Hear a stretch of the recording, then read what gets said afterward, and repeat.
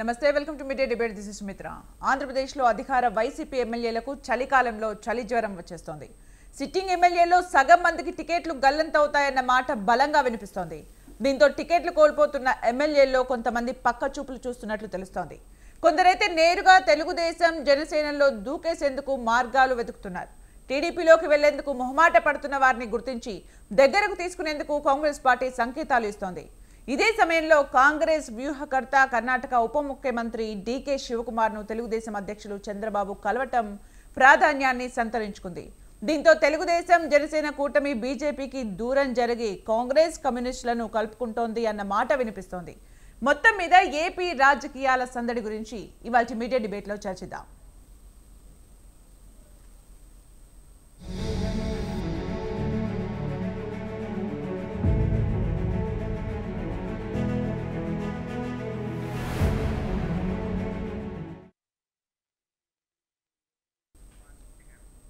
ఇక ఈ అంశంపై చర్చించడానికి మనతో పాటు జూమ్లో అడుగుతున్నారు ప్రముఖ రాజకీయ విశ్లేషకులు శ్రవణ్ కుమార్ గారు. గుడ్ ఆఫ్టర్నూన్ అండి శ్రవణ్ కుమార్ గారు. అలాగే వైసీపీ అధికార ప్రతినిధి శేఖర్ రెడ్డి గారు. నమస్కారం అండి శేఖర్ రెడ్డి గారు. నమస్తే. అలాగే టీడీపీ రాష్ట్ర నాయకురాలు షేక్ జానీ బేగం గారు. నమస్తే అండి. జనసేన రాష్ట్ర నాయకులు మట్టి వెంకటేశ్వరరావు గారు. నమస్కారం అండి. నమస్కారం అమ్మా. శేఖర్ రెడ్డి గారు చెప్పండి, అంటే వైసీపీలో ఇన్ని రోజులు ఉండి ఎమ్మెల్యేలుగా ఉన్న వాళ్ళకి టికెట్లు లేకపోవడంతో డెఫినెట్గా వాళ్ళల్లో ఉన్న అసంతృప్తి అనేది ఉంటుంది. వేరే పార్టీలకు వెళ్లేందుకు కూడా చూస్తూ ఉన్నారు. దీనిపైన వైసీపీ అభిప్రాయం ఏంటి? అంటే వెళ్లే వాళ్ళని వెళ్ళనిస్తారా, లేకపోతే మాట్లాడతారా, సంప్రదింపులు జరుపుతారా? ఈ మార్పులు ఎందుకు? బేసిక్గా మా పార్టీ స్టాండ్ ఏంటంటే అండి, గెలుపు గుర్రాలకు మాత్రమే సీట్ ఇవ్వాలి. అలాగే సామాజిక సమీకరణాలు కూడా యాడ్ అవుతున్నాయి. అలాగే కొన్ని చోట్ల టైట్ గా ఉండేటువంటి కొన్ని స్థానాలు ఏవైతే ఉన్నాయో ఖచ్చితంగా అక్కడ మనం గెలవాలి అనుకున్నటువంటి స్థానాల్లో ఇక్కడి నుంచి అక్కడికి, అక్కడి నుంచి ఇక్కడికి షఫ్లింగ్ చేస్తాను. ఉదాహరణకు తీసుకుంటే మన కొండేపి స్థానంలో లాస్ట్ టైం మేము ఓడిపోయాం. అక్కడ ఖచ్చితంగా గెలవాలి అన్న ఒక ఉద్దేశంతో మన మినిస్టర్ ఆదిమూలపు సురేష్ గారిని అక్కడ మేము షఫ్లింగ్ చేయడం జరిగింది. అదేవిధంగా మీరు చెప్తున్నట్టుగా 50కి పైగా స్థానాల్లో ఇవన్నీ మీడియా రూమర్స్ తప్పితే, మీడియా రూమర్స్ ఏం చేస్తున్నాయంటే మీడియాలో ఎక్కడి నుంచి అక్కడికి మారుస్తున్నారు, ఎక్కడి నుంచి ఎక్కడికి మారుస్తున్నారు, వాళ్ళకి టికెట్ లేదు, వీళ్ళకి టికెట్ లేదు అని ఒక మైండ్ గేమ్ అనేది ఒకటి ఆడుతూ ఉన్నారు. కాకపోతే అవి అవాస్తవం. మా నాయకుడు ఎవరికైతే టికెట్ లేదు అని చెప్తున్నారో వాళ్ళని పిలిచి మాట్లాడడం జరుగుతుంది. అలాగే ఎవరికైతే ఎక్కడి నుంచి అక్కడికి ఎందుకు మార్చాలో వివరించడం జరుగుతుంది. అలాగే మా పార్టీలో ఎలాంటి అసంతృప్తులు కానీ ఏమీ లేవు. వాస్తవం చూసుకుంటే ఏదో 1-2 చోట్ల టికెట్ రాని వాళ్ళు వెళ్ళిపోవచ్చు. వంశీకృష్ణ యాదవ్ లాంటి వ్యక్తి, అతను మొదట ప్రజారాజ్యంలో ఉన్నారు, తర్వాత మా పార్టీలోకి వచ్చాడు. 2019 ఎన్నికల్లో మా పార్టీకి బ్యాక్ స్టాపింగ్ వేసిన విషయం కూడా అధిష్టానానికి తెలుసు. వెలగపూడి రామకృష్ణ బాబు గెలవటంలో ఎవరి హస్తం ఉందో తెలుసు. అలాగే మేయర్ ఎన్నికల్లో కూడా అతను వేసిన బ్యాక్ స్టాపింగ్ తెలుసు. అయినా సరే పార్టీని నమ్ముకుని ఉన్నాడు కదా అని చెప్పేసి మా పార్టీ అతనికి ఎమ్మెల్సీ పదవి ఇచ్చి సముచితంగా గౌరవించడం జరిగింది. కానీ అతను రాజకీయ లబ్ధి కోసం ఏదో ఎమ్మెల్యే టికెట్ కావాలి అన్నట్టుగా భీమిలి ఎమ్మెల్యే టికెట్ ఇస్తా అనేసి పవన్ కళ్యాణ్ దగ్గర మాట తీసుకొని 2.5 కోట్ల రూపాయలు డిపాజిట్ చేసి ఆ పార్టీలోకి జంప్ అయ్యాడు అన్న విషయం కూడా మీడియాలో కథనాలన్నీ వినిపిస్తా ఉన్నాయి. కాకపోతే మా పార్టీలో మాది టార్గెట్ ఏదో 100 గెలవాలి, 110 గెలవాలి, 120 గెలవాలి అంటే ఎవరిని మార్చాల్సిన అవసరం లేదు, ఎక్కడికి మార్చాల్సిన అవసరం లేదు. మేము బీసీలకి అత్యధిక స్థాయిలో సీట్లు ఇవ్వాలి. అలాగే ఎస్సీ ఎస్టీ మైనారిటీలకు కూడా మేము రాజకీయాల్లో సముచిత స్థానం కల్పించాలి అని చెప్పి ఒక ఉద్దేశంతో సీట్లు మార్చడం జరుగుతుంది. ఇక్కడికి సఫలింగ్ జరుగుతుంది. మా టార్గెట్ మా నాయకుడు జగన్మోహన్ రెడ్డి గారు చెప్పినట్టు 175కు 175 కాబట్టే ఇంత పెద్ద ఎత్తున కసరత్తు జరుగుతుందని తేట తెల్లమవుతా ఉంది. దీన్ని తెలియజేస్తాం. 1 అవర్ బ్యాక్ బ్రేకింగ్ లో చూసినప్పుడు అంబటి రాంబాబు వద్దు జగన్ ముద్దు అంటూ కూడా కొంతమంది కలిసే ప్రయత్నం చేశారు. దాని గురించి మీరు ఏం మాట్లాడతారండి? రాజకీయాల్లో 5 ఇయర్స్ ఉన్న తర్వాత మన ఎట్లా ఉంటుంది, గ్రూప్ రాజకీయాలు అనేవి ఎక్కడైనా ఏ పార్టీలో అయినా కామనే. సో లోకల్ గా ఉన్నటువంటి పరిణామాల ప్రకారం కొంతమందికి ఆ నాయకులు నచ్చొచ్చు, కొంతమందికి నచ్చకపోవచ్చు. ఆ నచ్చని వాళ్ళు అధినాయకుడి దగ్గర చెప్పుకునే ప్రయత్నం జరుగుద్ది. ఇది ప్రజాస్వామ్యం. చెప్పుకునే ప్రయత్నంలో తప్పు లేదు. ఇప్పుడు గ్రూప్ రాజకీయాలు అనేవి ఉంటాయి. ఇప్పుడు ఏదైతే జనసేన టీడీపీ రేపు కలిసి వస్తే ఎవరితోనైనా ముందుకెళ్తూ జగన్ ని టార్గెట్ చేస్తూ జగన్ సర్కార్ని దింపేయాలి అని అనుకున్న టైంలో వైసీపీలో ఉన్న గ్రూప్ రాజకీయాలు వైసీపీకి మైనస్ గా మారే ఛాన్స్ ఉంటుంది కదా. ఎట్టి పరిస్థితుల్లోనూ లేదండి. ఒకటి గుర్తుంచుకోండి మీరు బాగా, జగన్మోహన్ రెడ్డి గారు ఎమ్మెల్యేలను అక్కడి నుంచి ఎక్కడికి మార్చినా, కొంతమంది ఎమ్మెల్యేలకు సీట్లు లేవని చెప్పినా సరే, కార్యకర్తల్లో ఏ ఒక్కరు జగన్మోహన్ రెడ్డి గారి పార్టీకి తొలి నుంచి అండగా నిలబడ్డ కార్యకర్తల్లో ఏ ఒక్కరు కూడా జగన్మోహన్ రెడ్డి గారి గురించి నెగిటివ్ గా మాట్లాడిన చరిత్ర చూసారా మీరు?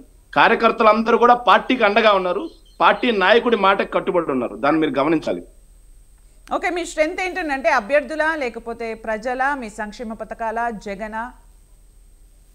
మా జగన్మోహన్ రెడ్డి గారు మొదటి స్ట్రెంత్ అయితే, జగన్మోహన్ రెడ్డి గారు కేవలం 4.5 ఏళ్లలో కట్టిన 4 పోర్ట్లు మా స్ట్రెంత్, 10 ఫిషింగ్ హార్బర్లు మా స్ట్రెంత్, అలాగే 6 ఫిష్ ల్యాండ్ సెంటర్లు మా స్ట్రెంత్. అలాగే జగన్మోహన్ రెడ్డి గారు ఈ రోజు మీటింగ్ లో మాట్లాడినట్టుగా కుప్పం నుంచి తీసుకుంటే ఇచ్చాపురం వరకు ప్రతి గ్రామంలో, ఏ గ్రామంలో చూసుకున్నా మారిన స్కూల్స్, అలాగే కొత్తగా వచ్చిన సచివాలయాలు, కొత్తగా వచ్చిన ఆర్బీకేలు, అలాగే కొత్తగా వచ్చినటువంటి విలేజ్ క్లినిక్లు, ఇది మా స్ట్రెంత్. నేరుగా అక్క చెల్లెమ్మల అకౌంట్లలో వేసిన 2,50,000 రూపాయలు ఎలాంటి లంచాలకు తావు లేకుండా మా జగన్మోహన్ రెడ్డి గారు పంపిణీ చేశారు చూసారా, లబ్ధి చేకూర్చారు కదా, ఆ అక్క చెల్లెలు మా స్ట్రెంత్. అలాగే అమ్మోడి ప్రోగ్రామ్, స్టూడెంట్స్ కి ఎలా విద్యా దీవెన, వసతి దీవెన కల్పిస్తామో, ఏవైతే మైనస్లుగా చెప్తున్నారో ఆ మైనస్లను సరి చేసుకునే ప్రయత్నం వైసీపీ చేస్తుందా? రోడ్ల గురించి, మద్యం గురించి, ఇలా చాలా ఉన్నాయి కదా, వాటి గురించి వైసీపీ కరెక్ట్ చేసుకునే ప్రయత్నం చేస్తుందా లేదా? ప్రతిపక్షాలు ఎలా ఉన్నాయంటే అండి, రాష్ట్రం మొత్తం మీద 1,00,000 కిలోమీటర్లు రోడ్లనే ఉన్నాయి. చంద్రబాబు నాయుడు గారు దిగిపోతూ 2018లో రోడ్ల మరమ్మతుల కోసం అని చెప్పేసి 5,000 కోట్ల రూపాయల డబ్బులు బ్యాంకుల నుంచి రుణంగా తీసుకొని రోడ్లు వేయకపోగా వాటిని పసుపు కుంకుమకి ఎలక్షన్ సీజన్ లో తరలించి ఆ డబ్బుని ఎలా మిస్యూజ్ చేశాడు, రోడ్లు వేయకుండానే అప్పు తీసుకున్న పరిస్థితి మనం అందరం కూడా చూసాం. కాకపోతే మా ప్రభుత్వం వచ్చిన తర్వాత ఏ ప్రభుత్వానికైనా సరే ఒక 5 ఏళ్లలో 1,00,000 కిలోమీటర్ల రోడ్లు వేయడం సాధ్యం కాదు. మా ప్రభుత్వం ఎక్కడైతే అవసరం ఉందో ఆ రోడ్లన్నీ సరి చేసుకుంటూ వెళ్తున్నాం.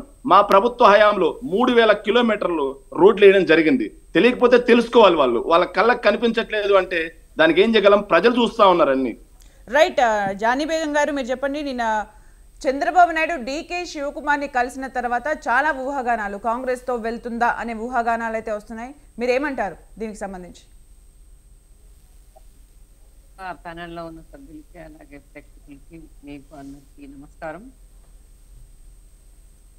మన నారా చంద్రబాబు నాయుడు గారు ఎవరితో కలిసి వెళ్తారు, రేపు ఎన్నికల వ్యూహం ఎలా ఉంటుంది, అవన్నీ మా అధిష్టానం చూసుకుంటుంది మేడం. మనం కలిసైనా కూటమిగా వెళ్ళినా కూడా ఈ జగన్మోహన్ రెడ్డి ప్రభుత్వాన్ని గద్దె దించే తీరులోనే ఉంటుంది అని చెప్పి ఈ వైసీపీ క్యాడర్కి అందరికీ తెలియజేయడం జరుగుతుంది.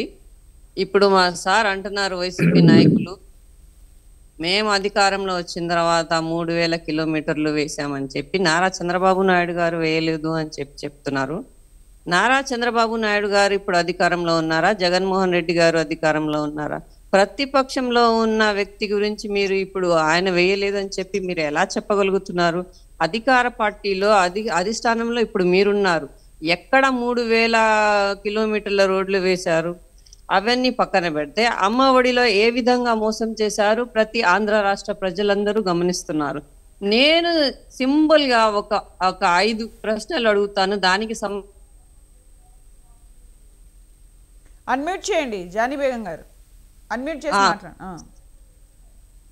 వీళ్ళ క్యాడర్ని ఎక్కడా కూడా వీళ్ళు ఎవరిని మార్చినా కూడా మా క్యాడర్ ఎక్కడా దెబ్బతినదు అని వీళ్ళు చెప్తున్నారు. ఎక్కడ మార్చినా దెబ్బతినదు అని తెలిసినప్పుడు మార్చడం ఎందుకు? అలాగే ఇంతకు ముందు ఉన్నవారు గెలుపు గుర్రాలు కాదా? గెలుపు గుర్రాలకే మేము సీట్ ఇస్తామని చెప్పి ఈరోజు చెప్పడం ఏమిటి? ఇంతకుముందు ఉన్నోళ్ళు గెలుపు గుర్రాలు కాదా? గెలుపు గుర్రాలు కాకుండానే మీరు 151 సీట్లు ఎలా తెచ్చుకున్నారు? అవన్నీ పక్కన పెడితే ఇంకా ఎన్ని అవాస్తవాలు చెప్తారు మీరు? మరి ఎమ్మెల్యేలు ఎంపీలని మార్చడం ఎందుకు? మీరు అభివృద్ధి చేశారు, మీరు సచివాలయాలు కట్టించారు, నాడు నేడు చేశారు, ఇవన్నీ చెప్తున్నప్పుడు అక్కడుండి ప్రజలకి తెలియజేసి మీరు అక్కడ నుంచి పోటీ చేయొచ్చు కదా. ఇక్కడ నుంచి అక్కడ నుంచి ప్రజలు ఏం చెప్తున్నారు? మేం చెప్పట్లేదు, ప్రజలు ఏం చెప్తున్నారు చూడండి. ఎమ్మెల్యేలని ఎంపీలని మార్చినంత మాత్రాన అధికారంలో రావటం మీకు అసాధ్యమైన పని. ప్రజలు ఏమంటున్నారు? మీరు ఎమ్మెల్యేలు మార్చడం కాదు, మీ నాయకుడిని మార్చండి తర్వాత చూద్దామంటున్నారు. ఆ విషయాన్ని మీరు గమనించుకోవాలి. అలాగే ఒక 2-3 క్వశ్చన్లు. మన రాజధాని ఎక్కడండి? మన రాజధాని ఏది? ఈ 3 క్వశ్చన్లు చెప్పండి నాకు. మన రాజధాని ఏది? మన రాష్ట్రానికి ప్రత్యేక హోదా ఏది? విశాఖ రైల్వే జోన్, ఇవన్నీ మనకి తెలిసినాయే. మళ్ళీ రిపీట్ ఎందుకు చేస్తున్నానంటే సింపుల్ గా ఇవి చెప్పండి. నేను అమ్మఒడి పెట్టాను, నేను నాడు నీడు చేశాను, నేను సచివాలయం కట్టాను, మాకు ఆడాలని ఉంది, హోదా కేవలం వైసీపీ హయాంలోనే కదా, కాదు కదా, టీడీపీ హయాంలో ఏమైంది అనే ప్రశ్నకు మీరు ఏం చెప్తారండి? ప్రత్యేక హోదా అంటే ఆ రోజు మనం బీజేపీతో మనం కలిసి చేసేటప్పుడు చేయాలని చెప్పి ప్రయత్నించాం, కానీ అక్కడ మనకు బీజేపీ సహకరించలేదు కాబట్టి మనం చేయలేకపోయాం. కానీ నా ప్రతిపక్షంలో ఉన్నప్పుడు పాదయాత్ర చేసేటప్పుడు అదే వాగ్దానాన్ని నేను నెరవేరుస్తానని చెప్పి మీరు అధికారంలో వచ్చారు కదా. అధికారంలో వచ్చిన తర్వాత ఈ 5 ఏళ్లలో ఏం చేశారు? పోలవరం ఎప్పుడు పూర్తి చేస్తారు? సరే, అవన్నీ పక్కన పెడితే 1వ తారీఖున ఉద్యోగస్తులకి శాలరీలు ఇవ్వగలుగుతున్నారా? ఇవన్నీ చేస్తుంటే మరి ప్రతి ఒక్కళ్ళు రోడ్డెక్కి ధర్నాలు సమ్మెలు ఎందుకు చేస్తున్నారు? ఇప్పుడు మీరు పెట్టిన వాలంటీర్లు కూడా ఈరోజు రోడ్డు ఎక్కే పరిస్థితి ఎందుకు వస్తుంది? అంగన్వాడీ టీచర్స్ వచ్చేసారు, వాళ్ళు గత 16-17 రోజులుగా ధర్నాలు చేస్తున్నారు, ఉద్యోగులు వస్తున్నారు, మున్సిపాలిటీ వాళ్ళు వస్తున్నారు, అలాగే మనకి ఇప్పుడు వాలంటరీ కూడా రోడ్డు ఎక్కే, అంటే ప్రతి ఒక్కళ్ళు రోడ్డు ఎక్కి కూర్చోవడమే. అంటే మరి మీరు అంత బాగా చేస్తున్నప్పుడు ప్రజలు ఎందుకు రోడ్డు ఎక్కుతున్నారు? ఆ క్వశ్చన్కి సమాధానం చెప్పండి. సింపుల్, అదే క్వశ్చన్కి సమాధానం చెప్పండి. మీరు అంత బాగా చేస్తున్నప్పుడు ఆంధ్ర రాష్ట్ర ప్రజలందరూ చూస్తున్నారు, మీరు బాగు చేస్తున్నారు అంటే మరి ప్రతి ఒక్కళ్ళు రోడ్డు ఎక్కి ధర్నాలు చేసే పరిస్థితి ఎందుకు వస్తుంది? ముఖ్యంగా ఆడవాళ్ళు, ఆంధ్ర రాజధాని రైతులు ఎప్పటి నుంచి గత 4 సంవత్సరాల నుంచి కంప్లీట్ అవనివ్వండి, గత 4 సంవత్సరాలుగా రాజధాని వాలంటీర్లు రోడ్లు ఎక్కడెక్కారు? ఈనాడు పేపర్లో ఎక్కారా? ఆంధ్రజ్యోతి పేపర్లో ఎక్కారా? వాలంటీర్ల సంఘం అదే ఈనాడు ఆంధ్రజ్యోతి పేపర్ల రోడ్డు మీద తగలెట్టి మా మీద కుట్రలు చేస్తే చెప్పు తెగుద్ది చంద్రబాబు, మా మీద కుట్రలు చేస్తే చెప్పు తెగుద్ది రామోజీరావు, మా మీద కుట్రలు చేస్తే చెప్పు తెగుద్ది శేఖర్ రెడ్డి గారు. వాలంటీర్ల గురించి మీరు రెస్పాండ్ అయ్యారు. శేఖర్ రెడ్డి గారు వాలంటీర్ల గురించి ఒక్క నిమిషం. శేఖర్ రెడ్డి గారు వాలంటీర్ల గురించి మీరు రెస్పాండ్ అయ్యారు ఇమీడియట్ గా. మరి మహిళా సంఘాలు, ఇప్పుడు మహిళలు వస్తున్నారు కదా రోడ్లపై, అంగన్వాడీలు వస్తున్నారు, పద్ధతే లేదు. ఒక మహిళలతో ఎలా మాట్లాడాలో పద్ధతే మీకు తెలియదు. మీరేం సంచలనం చేస్తారు సార్? మీరు మాట్లాడటం నేర్చుకోండి. ముందల మీరు మాట్లాడటం నేర్చుకున్న తర్వాత మీరేమైనా చెప్పండి. శేఖర్ రెడ్డి గారు చెప్పండి, మీరు చెప్పండి. అంటే అంగన్వాడీల గురించి మీరు మాట్లాడిన తర్వాత నెక్స్ట్ గెస్ట్ దగ్గరికి వెళ్దాం. చెప్పండి మేడం. అంగన్వాడీలకి టీడీపీ ప్రభుత్వ హయాంలో అంగన్వాడీ టీచర్లకు ఎంత శాలరీస్ ఉండేవి, అంగన్వాడీ వర్కర్లకు ఎంత శాలరీస్ ఉండేవి, మా ప్రభుత్వం వచ్చిన తర్వాత అంగన్వాడీ టీచర్లకి అంగన్వాడీ వర్కర్లకి ఎంత శాలరీ మేము పెంచాము అనేది లెక్క చూసుకుంటే ప్రతిపక్షాలకు మమ్మల్ని ప్రశ్నించే హక్కు లేదు. వాళ్ళ డిమాండ్లు ఏవైతే ప్రతిపక్షాలు వదిలేయండి. ఈ రోజు రోడ్ల పైనకి వాళ్ళు వచ్చి సమ్మె చేస్తున్నారా లేదా? వాళ్ళకి సమాధానం చెప్పండి. ప్రభుత్వం అనేది ఏదైనా సరే వర్కర్లకి అలాగే టీచర్లు చేసే డిమాండ్లకి ప్రభుత్వ పరిధికి చాలా డిఫరెన్స్ ఉంటుందండి. వాటి మధ్య నెగోషియేషన్ జరుగుతున్నాయి, వాళ్ళతో చర్చలు జరుగుతున్నాయి. చర్చలు జరిగిన తర్వాత చర్చలు కొలిక్కొస్తాయనేసి ఖచ్చితంగా ఘంటాపదంగా చెప్పగలను. అందరినీ సాటిస్ఫై చేస్తూ మా గవర్నమెంట్ వెళ్తుంది. Right, okay. వెంకటేశ్వరరావు గారు జనసేన పార్టీ తరఫున మీరు మాట్లాడండి. ఖచ్చితంగా అండి, చర్చలు చేస్తున్నాం. రైట్, అదే అంగన్వాడీని మేడం అదే అంగన్వాడీని గుర్రాలతో తొక్కించి లాఠీలతో కొట్టించినటువంటి నీచమైన చరిత్ర చంద్రబాబు నాయుడు గారిది. విజయవాడలో ధర్నా చేస్తున్నారు. గుర్రాలతో తొక్కించి లాఠీ చార్జ్ చేయించినటువంటి నీచమైన చరిత్ర చంద్రబాబు నాయుడు గారిది. అసలు అంగన్వాడీల గురించి మాట్లాడే నైతిక హక్కు మీకు ఎక్కడుందమ్మా? అంగన్వాడీల గురించి మాట్లాడే నైతిక ప్రజెంట్ గురించి మాట్లాడదాం. వెంకటేశ్వరరావు గారి దగ్గరికి వెళ్దాం. వెంకటేశ్వరరావు గారు, కన్నా 1,000 రూపాయలు పెంచి తెలంగాణ కన్నా ఎక్కువ ఇస్తానని చెప్పి వెంకటేశ్వరరావు గారు మాట్లాడండి. విషయం చెప్పమ్మా, సబ్జెక్ట్ అదేనా? రైట్, వెంకటేశ్వరరావు గారు మీరు చెప్పండి. అంటే జనసేన పార్టీ తరఫున పవన్ కళ్యాణ్ జనవరిలో బీజేపీతో మీటింగ్స్ కి వెళ్ళబోతున్నారు. దాని తర్వాత క్లారిటీ వచ్చే అవకాశం అయితే కనిపిస్తోంది. పొత్తులకు సంబంధించి already Janasena is with BJP, కానీ టీడీపీకి సంబంధించి ఆ క్లారిటీ అయితే అప్పుడు వచ్చే అవకాశం కనిపిస్తోంది. నిన్న డీకే శివకుమార్ని చంద్రబాబు నాయుడు కలిసిన తర్వాత is there any chance Congress తోని టీడీపీ వెళ్ళే ఛాన్స్ ఉందా అనే ఒక డౌట్ కి జనసేన ఏం మాట్లాడుతుంది? నమస్కారం అమ్మా, మీకు ప్యానెల్లో ఉన్నటువంటి పెద్దలందరికీ నమస్కారం. అదేవిధంగా మన ఐవిస్ వీక్షకులందరూ కూడా శుభ సాయంకాలం. ఈ పొత్తులు అనేదమ్మా యాక్చువల్గా ఏంటంటే పొత్తులు అనేది రాజకీయాల్లో అనేక సందర్భాల్లో పరిస్థితులను బట్టి ఆధారంగా మనం ముందుకెళ్లేటువంటి పరిస్థితి. అంతకన్నా ముందు కూడా ఏంటంటే ఏ రాజకీయ పార్టీ అయినా ఎన్నికలకు సమాయత్తం అయినప్పుడు బలాబలాల్ని చూసుకుంటాం. అదే మనం యుద్ధానికి వెళ్ళేటప్పుడు ఆయుధాలను ఎట్లా సన్నద్ధం చేసుకుంటాము, అదేవిధంగా బలాబలాలను బేరీజు వేసుకుంటాం, సమీక్ష చేయటం, తద్వారా ఎక్కడ ఎలా ఉంది అనేటువంటి అంశాన్ని మనం పరిగణలో తీసుకుని వెళ్ళేటువంటి పరిస్థితి. మీరు చక్కటి ప్రశ్న వేశారు. అదేంటంటే మేము భారతీయ జనతా పార్టీతో ఆంధ్రప్రదేశ్లో పొత్తులో ఉన్నమాట యథార్థం, తెలంగాణలో పొత్తులో ఉన్నమాట యథార్థం. అదేవిధంగా తెలుగుదేశం పార్టీతో ఆంధ్రప్రదేశ్లో పొత్తు కొత్తగా మేము పొత్తు పెట్టుకున్నాం, ఎలక్షన్లో ఇద్దరం కలిసి కూడా ప్రయాణం చేయాలనేటువంటి ఆలోచనతో ఉన్నాం. అయితే భారతీయ జనతా పార్టీ కూడా ఖచ్చితంగా మా కూటమిలోకి జనసేన తెలుగుదేశం కూటమిలోకి తీసుకొచ్చేటువంటి ప్రయత్నం మా నాయకుడు చాలా లోతుగా కూడా ప్రయత్నం చేస్తున్నారు. అయితే నిన్న మీరు అడిగింది ఏంటంటే నిన్న యాదృచ్ఛికంగా బెంగళూరు ఎయిర్పోర్ట్ లో డీకే శివకుమార్ గారు చంద్రబాబు నాయుడు గారు యాదృచ్ఛికంగా కలిసినప్పుడు జనరల్ గా మాటామంతి జరిగినప్పుడు ఏవో రాజకీయ అభిప్రాయాలు కూడా ఎక్స్చేంజ్ అవుతాయి. కానీ అంత మాత్రంతోనే కాంగ్రెస్ తో పొత్తు, బీజేపీకి రామ్ చెప్పి కాంగ్రెస్ తో పొత్తులు ఉంటాయి అనే మాట అది ఎంత మాత్రం కూడా నిజం కాదు. పొత్తుల్లో చర్చలు జరగాలంటే ప్రాథమిక చర్చలు ఒక స్థాయిలో జరిగిన తర్వాత ఫైనల్ చర్చలు నాయకుల మధ్యన జరిగేటువంటి పరిస్థితిలో చాలా ప్రాసెస్ నడుస్తుంది. అంతేగాని ఏదో చిట్ చాట్ గా బెంగళూరు ఎయిర్పోర్ట్ లో యాదృచ్ఛికంగా కలిసిన చిట్ చాట్ గురించి మనం పొత్తులు విఘాతం అనేది అది ఎంత మాత్రం కూడా మనం ఆలోచించాల్సిన పని లేదు. ఇక రాష్ట్రంలో పరిస్థితి మనం చూసుకున్నట్లయితే ఈ రాష్ట్రంలో అన్నిటికన్నా ముఖ్యమైనటువంటి పరిణామం ఏంటంటే మేడం షర్మిల గారికి కాంగ్రెస్ పార్టీ ఆంధ్రప్రదేశ్ రాష్ట్ర పగ్గాలు ఇవ్వటం అనేది ఒక వినూత్నమైనటువంటి, ఒక ఆలోచించదగినటువంటి, ఒక నిర్ణయాత్మకమైనటువంటి పరిణామంగా మనం పరిగణించాల్సిన పరిస్థితి వస్తుంది.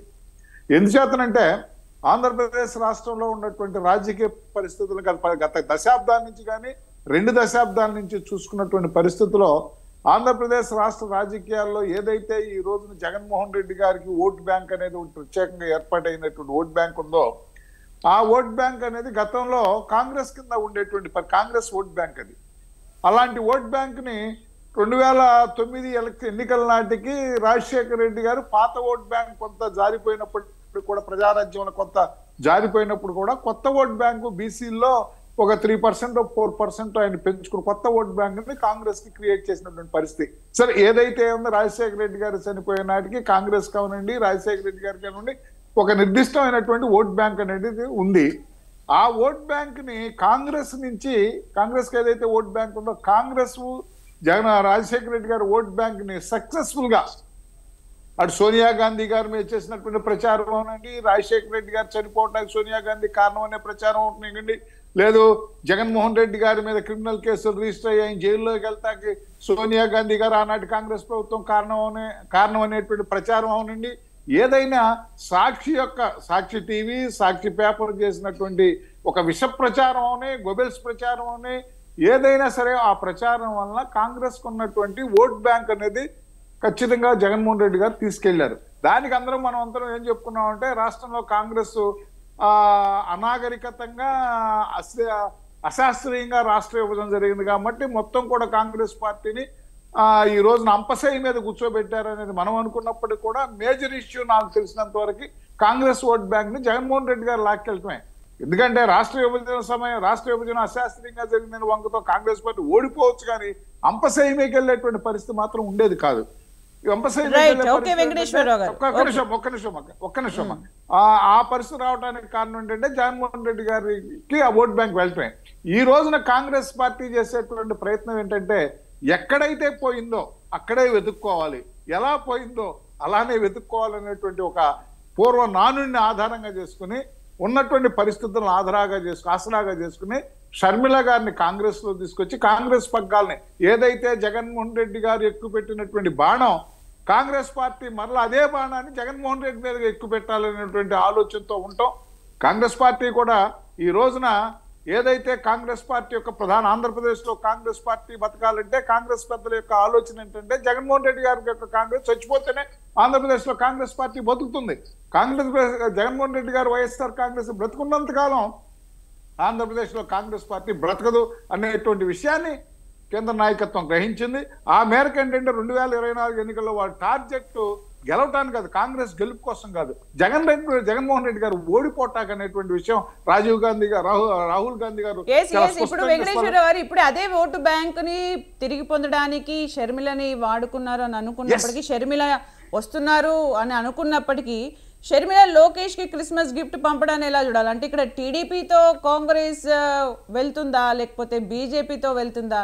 ఈ కన్ఫ్యూజన్ అంటే పార్టీల పరంగా అధిష్టానాలపైన మీరు డిపెండ్ అయి ఉండొచ్చు, కానీ ప్రజల పర్సెప్షన్ ప్రజలైతే చూస్తూ ఉంటారు కదా, వాళ్ళ కన్ఫ్యూజన్ ఉంటుంది. కన్ఫ్యూజన్ కాదమ్మా, ఇక్కడ ఏంటంటే లోకేష్ గారికి క్రిస్మస్ గిఫ్ట్ అంటే ఇప్పుడు courtesy cost nothing but without it there is no charming అని పెద్దలు చెప్పినటువంటి వాచ.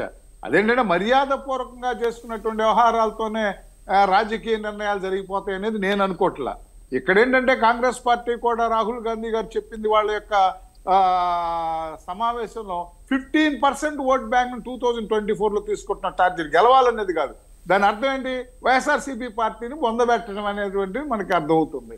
కాబట్టి ఏంటంటే వైఎస్ఆర్సీపీ పార్టీ ఈ రోజున మా నాయకుడు ప్రతిపక్ష పార్టీని ప్రభుత్వ వ్యతిరేక ఓటుని చీలనీయడం అనేటువంటి ఆలోచన ఏదైతే ఉందో దానికి తద్విరుద్ధంగా Congress party Jaganmohan Reddy vote bank చేల్చాలనేటువంటి ఆలోచన అది ఉంటూ అనేది ఒక ఎత్తు. రెండోది ఏంటంటే మిత్రుడు మన వైఎస్ఆర్సీపీ ప్రతినిధి గారు చెప్పినట్టుగా మిత్రమా ఒకటి మీ యొక్క వాదన అద్భుతంగా చేసేటువంటి ఏంటంటే వైఎస్ఆర్సీపీలో ఉన్నటువంటి అధికార ప్రతినిధులు అవన్నీ లేకపోతే స్పోక్స్ పర్సన్స్ అవన్నీ లేదంటే డిబేట్కి వచ్చేవాళ్ళు అందుకని ఒక చక్కటి వాక్పటిమతో ఆ అబద్ధాన్ని నిజంగాను నిజాన్ని అబద్ధంగాను చెప్పేటువంటి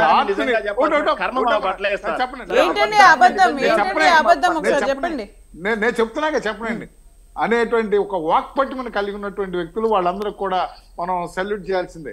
ఒక్కటి ఈ రాష్ట్రంలో రాజధాని అనేటువంటి రాజధాని లేని రాష్ట్రం భారతదేశంలో ఎక్కడైనా ఉందా? అది ఒక ఆంధ్రప్రదేశే. ఇవాళకి నూతన రాష్ట్రం ఏర్పడిపోయి 9.5 సంవత్సరాలు అయినా కూడా రాజధాని లేనటువంటి రాష్ట్రం ఆంధ్రప్రదేశ్. రెండేంటంటే ఏదైతే ఆంధ్రప్రదేశ్ రాష్ట్రానికి లైఫ్ లైన్ అనేటువంటి పోలవరం ప్రాజెక్టు గత ప్రభుత్వంలో 72% పైన వారు కన్స్ట్రక్ట్ చేశారని ఆనాడు ఉన్నటువంటి జగన్మోహన్ రెడ్డి గారి నాయకత్వంలో ఉన్నటువంటి ప్రభుత్వంలో ఉన్నటువంటి ఇరిగేషన్ శాఖ మంత్రి అనిల్ యాదవ్ గారు అసెంబ్లీ సాక్షిగా ప్రకటించారు. ఈనాటికి అక్కడి నుంచి 1% ఏమైనా పెంచారా? 2 జాబ్ క్యాలెండర్ ఏమైనా ఉందా? ఈ రోజున 10 లక్షల మంది నిరుద్యోగులు ఉన్నారు. మొత్తం 10 లక్షల మంది నిరుద్యోగులు కూడా ఇవాళ నిన్న కర్నూలులో చేశారు, అంతకుముందు మా అవినిగడ్లో చేశారు. వారు చెప్పేది ఏంటంటే మాకు మెగా డిఎస్ ఇస్తానని వాగ్దానం చేసినటువంటి జగన్మోహన్ రెడ్డి గారు ఆ వాగ్దానానికి భంగం కలిగించి ఇవాళ అలా ఆలోచన చేయట్లేదు. మేము 10 లక్షల మంది ఉన్నాం, 10 లక్షలు ఇంటూ 4 మా కుటుంబాలు వేసుకుంటే 40 లక్షల మంది ఓట్లు, 40 లక్షల ఓట్లు కూడా మేము ప్రభుత్వాన్ని వ్యతిరేకంగా వేయడం సిద్ధంగా ఉన్నాం. మెగా డిఎస్సి ప్రకటించకపోతే వీళ్ళు మెగా డిఎస్సి ప్రకటించేది లేదు. ఎందుచేతనంటే ఇంకా 2 నెలలే ఉంది. 3వ నెల నుంచి 60 రోజుల తర్వాత 62వ రోజు నుంచి ఎలక్షన్ కోడ్ రానే వస్తుంది. అదేవిధంగా ఈ రోజున మనం అంగన్వాడీలు చూసుకున్నాం. అంగన్వాడీలు ఈ రాష్ట్రంలో 56,603 అంగన్వాడీ కేంద్రాలు ఉంటే హెల్పర్లను వర్కర్ కలిసి ఇద్దరు ఎంప్లాయీస్ ఉంటే 113,000 మంది. 113,000 మంది ఇంటూ 4 చూసుకుంటే ఒక్క నిమిషం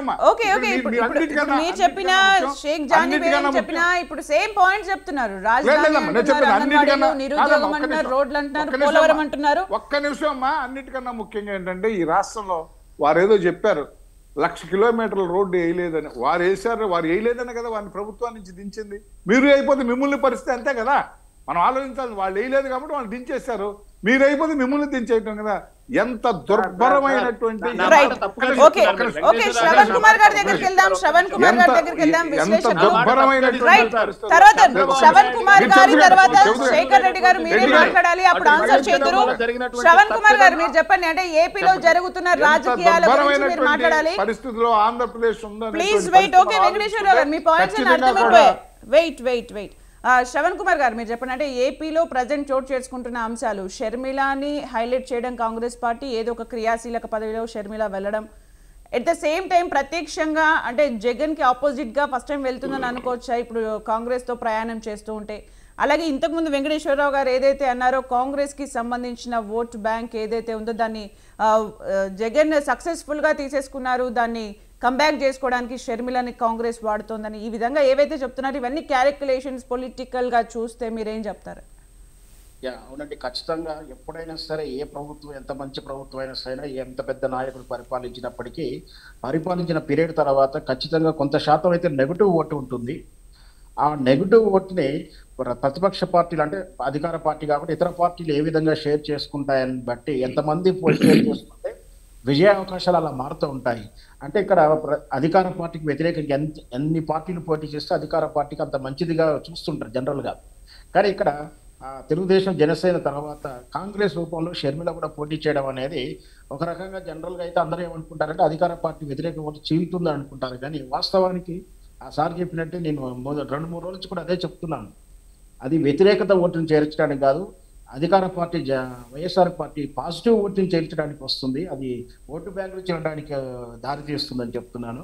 ఖచ్చితంగా వైఎస్ షర్మిల కాంగ్రెస్ పార్టీ రూపంలో వస్తే మాత్రం లేదా ఇండివిజువల్కి వచ్చినా కూడా అధికార పార్టీ అయినటువంటి వైఎస్ఆర్ పార్టీ ఓటు బ్యాంకు చేర్చడానికి ఖచ్చితంగా పనిచేస్తుంది. అది నిజంగా వైఎస్ షర్మిల నిజంగా వెళ్తుందా వెళ్ళదా అనే ఒక అనుమానం కూడా ఉంది. ఎందుకంటే తెలంగాణలో మెర్చి చేస్తున్నట్టు చాలాసేపు మంతనాలు జరిగిన తర్వాత తీరా మరి ఈక్వేషన్ కుదరలేదో వేరేసారి కుదరలేదో, కానీ ఇక్కడ చివరికి ఇక్కడ స్వతంత్రంగా పోటీ చేయడం అనూహ్యంగా మళ్ళీ విత్డ్రా కావడం జరిగింది. అంటే చర్చల వరకే ఉంది కానీ కార్యరూపంలో జరగలేదు. బహుశా మరి ఆంధ్రప్రదేశ్లో ఏం జరగబోతుంది, ఎందుకంటే నానిచుడు ధోరణిగా పెడుతుంది కాంగ్రెస్. ఇక్కడ తెలంగాణ ఎన్నికల కమిషన్ అదే చేసింది. సో అది ఒకవేళ నిజంగా ప్రాక్టికల్గా నిజమైతే మాత్రం వైఎస్ఆర్ పార్టీకి ఖచ్చితంగా నష్టమే చేకూరుస్తుంది.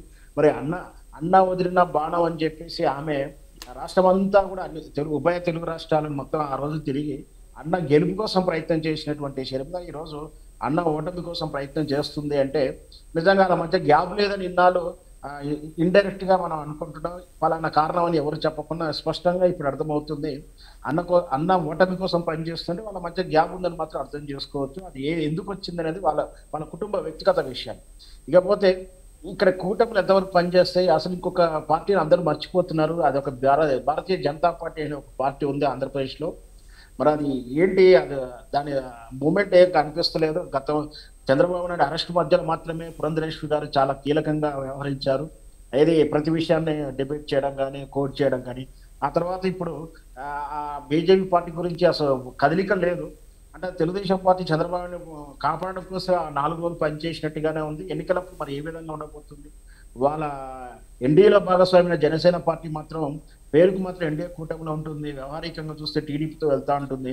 అంటే ఇప్పుడు జనసేన పార్టీ బీజేపీతో కటింపు చేసినట్టు కూడా చెప్పట్లేదు, వీళ్ళు బీజేపీ నుంచి ఆ కూటమి నుంచి తీసేసినట్టు కూడా వాళ్ళు చెప్పట్లేదు.